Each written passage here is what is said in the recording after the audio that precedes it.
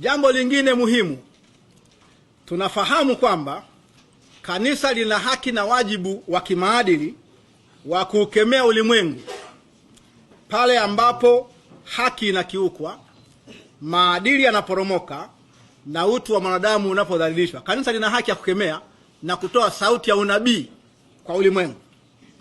Hata hivyo, msingi wa sauti ya kanisa kwa ulimwengu ni uwezo wake lenyewe wa kujitafakari na kujikosoa lenyewe kwa ndani. Viongozi wa dini wana haki na wajibu wa kiroho kukemea maovu yanapotokea, kujenga dhamiri za waumini na kutoa mwelekeo wa taifa.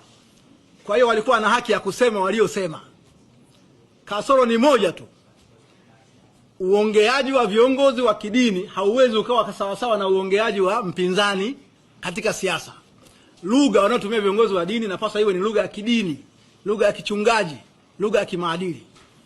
Kwa hiyo tunawapongeza kwamba waliongea kuhusu ambacho walitaka kuongea, lakini tunawakosoa kwamba walitumia lugha ambayo sio ya kichungaji.